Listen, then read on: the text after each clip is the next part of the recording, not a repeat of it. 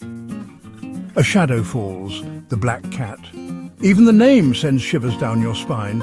It's a creature of the night, wrapped in superstition, often seen as a sign of bad luck. In Edgar Allan Poe's scary story, The Black Cat, this creature takes center stage.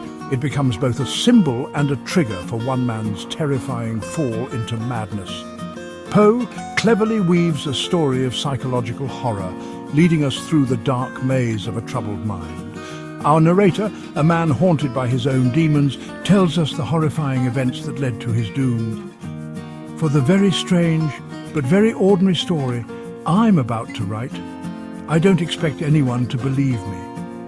With these chilling words, he pulls us into his world, a world where it's hard to tell the difference between sanity and madness. We see inside a mind consumed by guilt, paranoia, and finally, murderous rage.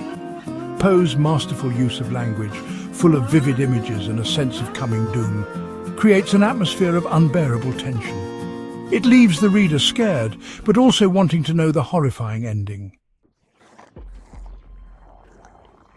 The harbinger of darkness. From the start, the narrator's love for animals seems almost unnatural. Since I was a baby, I was known for being gentle and kind. But this kindness gets twisted, destroyed by the narrator's growing drinking problem and bad temper. The black cat Pluto becomes a target for his anger. What starts as a beloved pet soon turns into something he hates and is suspicious of. Pluto, that was the cat's name, was my favorite pet, and we played together a lot.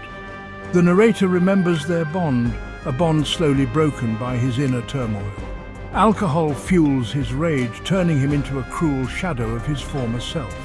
One night, in a fit of drunken anger, he does something unspeakably cruel, something that seals his fate and starts a chain of horrifying and inescapable events.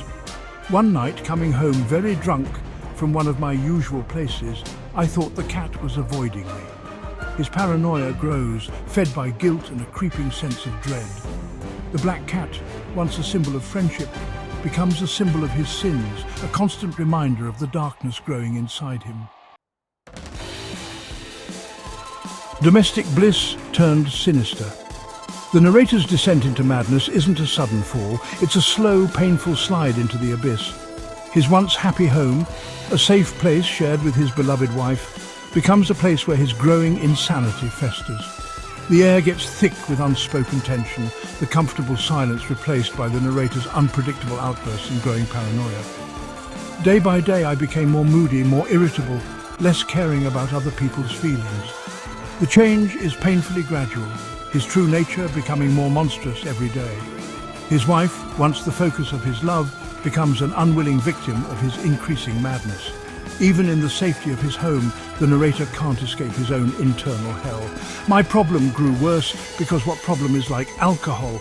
And finally, even Pluto, who was now getting old and therefore a bit grumpy, even Pluto began to feel the effects of my bad temper.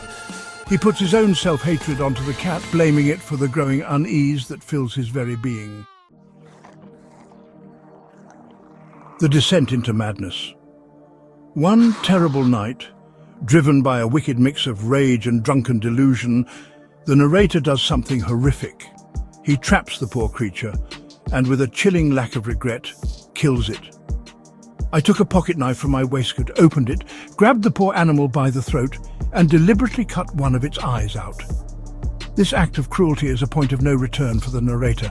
Guilt and fear eat at his conscience, but they are quickly replaced by a chilling lack of remorse. The line between sanity and madness is broken forever. I'm ashamed. I'm burning with shame. I shudder as I write about this terrible, wicked thing. His words are full of a twisted pride, a horrible satisfaction in writing about his own downfall. Killing the cat instead of getting rid of his demons only makes them stronger. The appearance of the second cat, looking eerily like the murdered Pluto, pushes me further into madness. Is it a trick of my guilty mind, a sign of my crumbling sanity? Or is it something more sinister, a supernatural being sent to torment me? When I woke up in the morning, when I had slept off the effects of the night's drinking, I felt a mix of horror and regret for what I had done. My brief moments of clarity only make my suffering worse. forcing me to face the true wickedness of my actions. The new cat, looking so much like Pluto and with a strange white mark on its chest, terrifies me. My fear turns into obsession.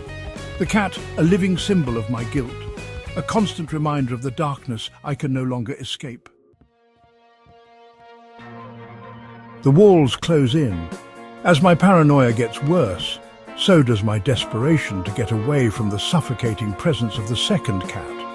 But every attempt to get rid of the creature only makes its hold on me stronger.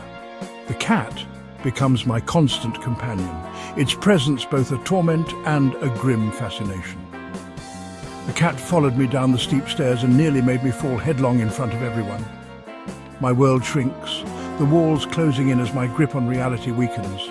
The black cat, once a source of comfort, now represents the inescapable nature of my guilt. I can't tell the difference between what's real and what's not anymore. My actions become more erratic, my words tinged with a chilling madness. My once ordered life has become a waking nightmare with no escape in sight. A gruesome discovery. In a dramatic climax, my carefully built facade crumbles, revealing the true depths of my wickedness. Driven to the edge by a powerful mix of rage and paranoia, I do the unthinkable, sealing my fate in a final terrifying act of violence. Provoked by the interruption into a rage more than demonic, I forgot everything but the nature of the devilish questioning. Blinded by rage, I lash out, hitting not the object of my paranoia, but my innocent wife, who meets a gruesome end. Having done this terrible murder, I immediately and calmly set about hiding the body. My chilling calmness after the deed shows how completely my humanity has been destroyed. I bury my wife within the walls of my own home, believing I have successfully hidden my crime. Unmasking the monster within. My attempts to pretend everything is normal are shattered when the police arrive, suspicious of my wife's disappearance. Confident in my own cleverness, I take them through my home, even going into the cellar where I've buried my murdered wife. "Gentlemen," I said at last as they stopped hesitating, I want you to look around the house completely. My arrogance and misplaced confidence are almost tangible, proof of my delusional state. Yet, I have unwittingly trapped myself. A chilling sound coming from inside the tomb itself gives me away. These were the full and, as it were, the loud cries of despair with absolutely no hope, of sorrow completely useless. The desperate cry of the cat trapped in the tomb with its victim reveals my wickedness to the world. Poe's enduring legacy of terror. The Black Cat is a chilling exploration of the dark side of the human mind. Poe skillfully unravels the layers of madness, forcing us to confront the protagonist's horrific actions. The story is a stark warning about the dangerous nature of guilt, rage, and the self-destructive power of alcohol. The Black Cat, forever linked to superstition, becomes a symbol of our deepest fears, our hidden desires, and what happens when we give in to the darkness within us all. Who hasn't, many times, done something bad or silly just because they knew they shouldn't? Poe challenges us to face our own capacity for darkness, leaving us with a lingering feeling of unease long after we finish the story. Poe's masterful storytelling, full of symbolism and psychological depth, continues to fascinate and scare readers even today. The Black Cat is a chilling reminder of how fragile the human mind is and the terrifying consequences when we give in to the darkness within.